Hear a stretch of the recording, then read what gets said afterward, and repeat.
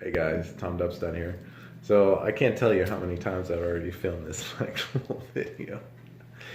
But sometimes you just gotta stick to it, right? I gotta just do it and stick to it, and don't be so picky about it. All right. So um, one of the first things that I thought was important to talk about is meditation, and the reason why is meditation has become fundamental in my awakening. It is, and is one of those things that's out in the mainstream is very, the information is just so surface. Um, and it doesn't give it doesn't give justice to what meditation really is, or what it's for. And so just say, one of the books that opened my eyes, opened my mind to the power of meditation, um, as a starting point. Like I said, when in the evolution of the truth or evolution of ideas, it starts with a source, something that sparks your interest, that sparks that curiosity that you want to take it further.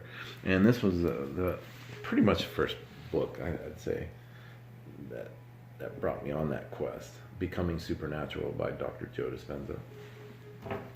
And he does a great way of describing the connection between science and metaphysics, and that was a big eye opener. Sorry, I keep putting my hand there, trying to readjust. But okay, so let's get into it. The surface stuff about meditation. Of course, you always hear that it centers you, and it relaxes you, right? Calms the mind, can take care of anxiety and stuff like that. This has been exhausted. Of course, this is some of the obvious and very surface uses for meditation, and of course, yes, it quiets the mind. It relaxes you because you're stepping away from the extremes of emotion and trying to just center those, just be in the moment, And you could do that by just counting your breaths or listening to your breaths.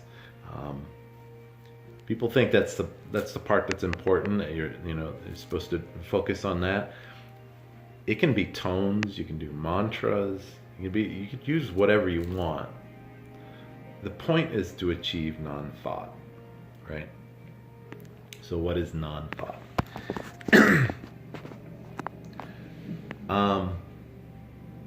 So if you are in meditation, first of all, what you want to do is you want to focus on something repetitiously.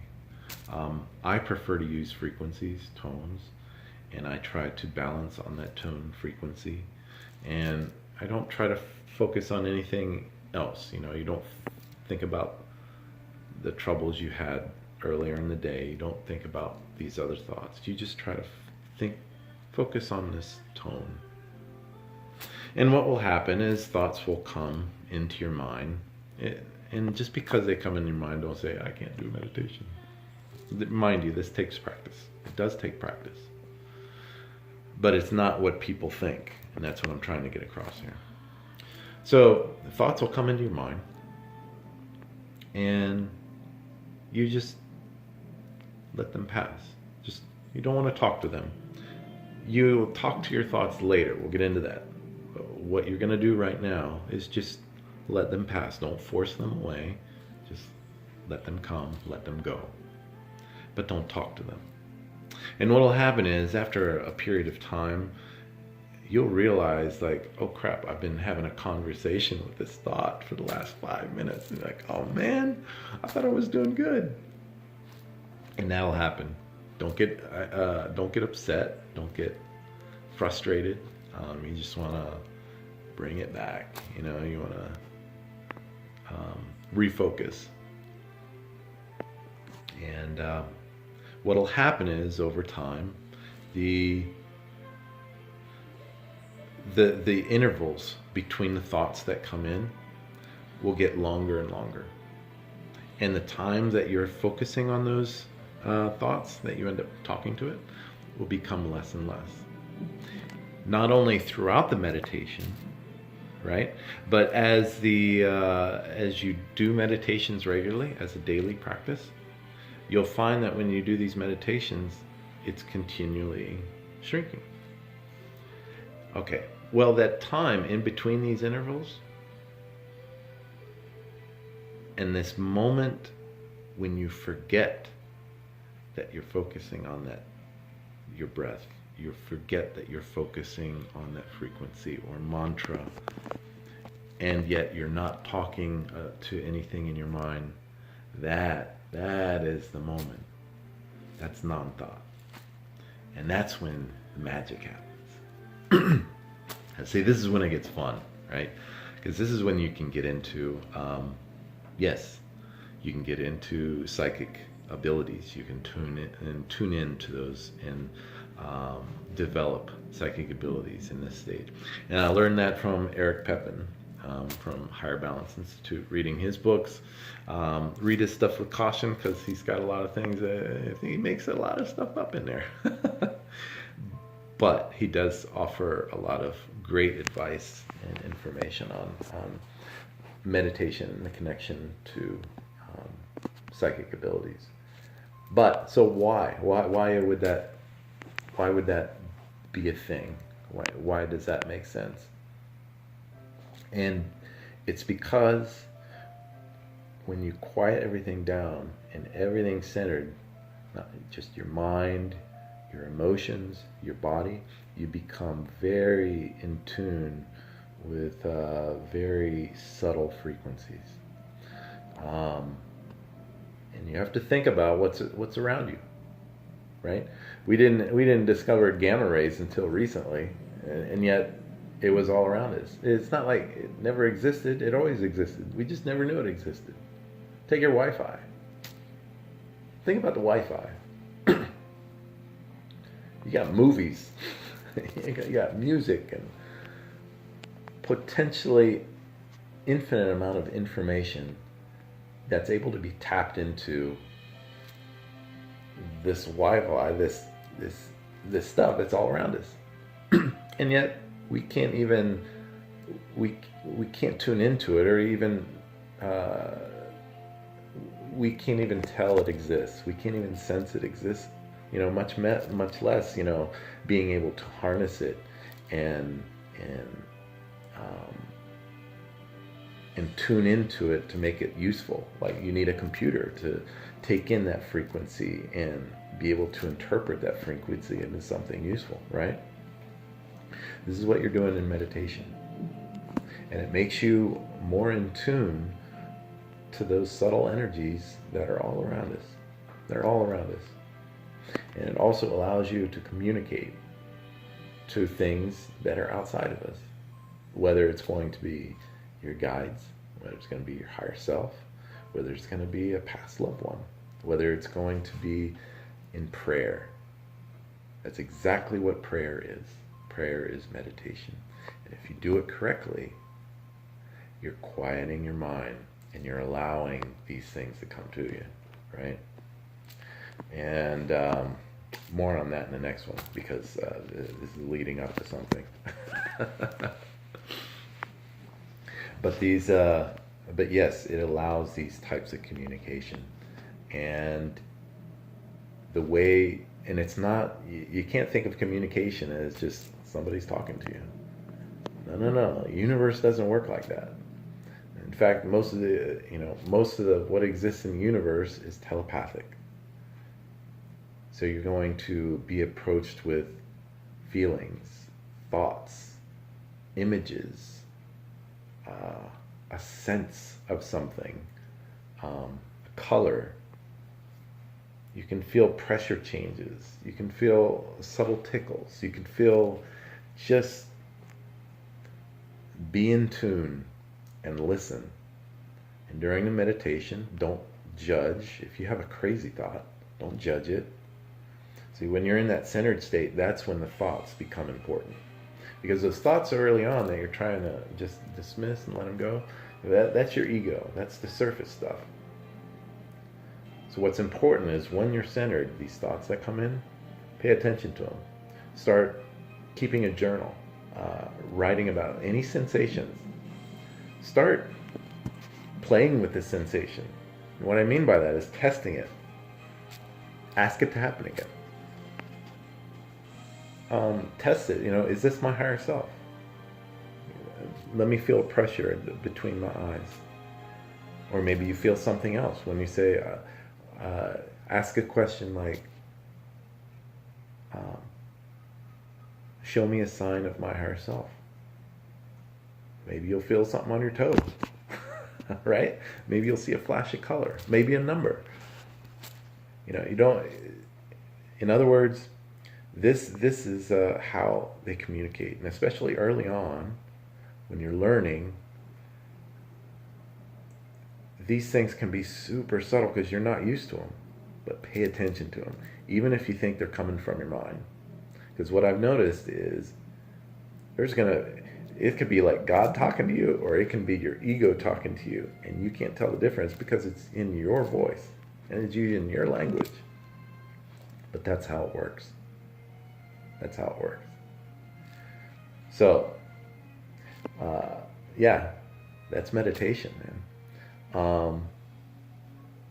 And it's something you want to practice every day. And what's going to happen in your daily life, this is where it goes beyond this stuff into your life outside of the meditation, is because you're practicing centering your mind and letting those thoughts and emotions drift away. In your everyday life, that becomes easier, and it becomes natural. It becomes instinctual. So as you have your emotions will start, you have bad emotions, they'll actually drift away. And you'll be a lot more centered. Now that doesn't mean like if you're having depression and things like this, that you just let those go. Those are things you need to address. So, but you can tell there's things like this is unnecessary. It's not helping me, So, yeah, use it daily. And you'll see it'll help balance you emotionally, which is a big one. It'll help you physically, calm down your anxiety. It'll help you spiritually because you'll get more in tune, and you'll start to be way more intuitive. In your daily life, you're going to start feeling more intuitive towards things. You're going to start seeing things. Like you're going to start seeing those synchronicity numbers, You're going to see 11, 11, 11. And I see those, I see these numbers probably at least 3 times a week, at least. I'm seeing synchronicities constantly. And once it starts happening, like, say thank you for it. Because there's things out there that are trying to help you. And you need to be thankful for that. Gratitude. Number 1, gratitude. Anyway, this is getting beyond the meditation part. But that's what it's all about. It's a lot. It's get past all that surface stuff. Dig deeper. Keep a journal. Keep writing about it. I got a great meditation that I use daily. I try to meditate about 40 minutes every day. And you'll feel it too. Like if you go, say if I go about 3 days without meditating, I'll know it because I'll start getting a little edgy. I'll start to feel a little off balance, a little edgy and maybe more blah. And yeah. One more thing I will say about meditation that a lot of people don't talk about, and I learned this through Eric Pepin talked about it, and I paid attention to it, but when I read Joe Dispenza talking about it, it became very important. I can get deeper into meditation as far as using it for law of attraction, why that works and how it works. Part of that is in my blog. Check it out, Duppstadt / going conscious. I'll put a link in there. what I'm referring to here is using heightened or enhanced emotion. So if you're in a meditation and you need a healing, or you want to attract something into your life, what you want to do is, after you have to first get centered, get into that non-thought. Once you're able to get there, that's when you want to do this, right? And I usually, in my meditation, you'll see it in my meditation audio that I have on this channel, I have music that plays, and it's instrumental and it's meant to draw emotion. You want to think about, if it's healing, you want to feel healed. You want to feel great. You want to feel, and you want to feel it to your bone. You want the emotion to come in. You want your body to feel it.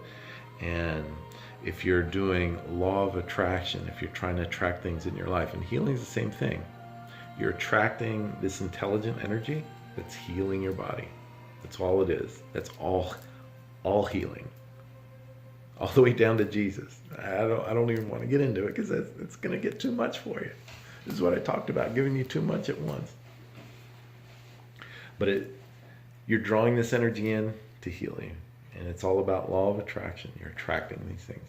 And in order to do that, you have to feel what it is you want. You have to be what it is you want.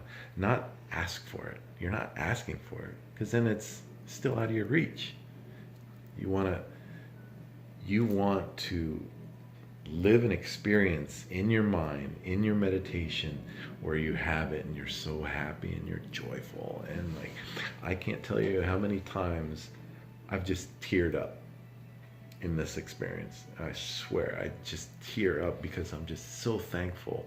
And gratitude is the key emotion here. The reason why it is a key emotion is because it suggests it's already occurred. That means you already have it. So just be thankful and feel that, and just be happy, and and when you come out of that meditation, you're gonna feel so good. Oh, I swear that adding this part of the meditation, which you do during if you're doing chakra balancing, you do it in the heart chakra. So once you get to the green ray, you're focusing on the heart chakra. That's when I start doing these practices for law of attraction. And yeah, fantastic. I swear, it'll change your life once you do this, and you get it. You get in a groove, and you get it right. Like, oh my God, yeah. And then start journaling this stuff, and you're gonna see all kinds of things happen. You're gonna see your evolution just like skyrocket, So if you're not doing it already, got to do it. All right.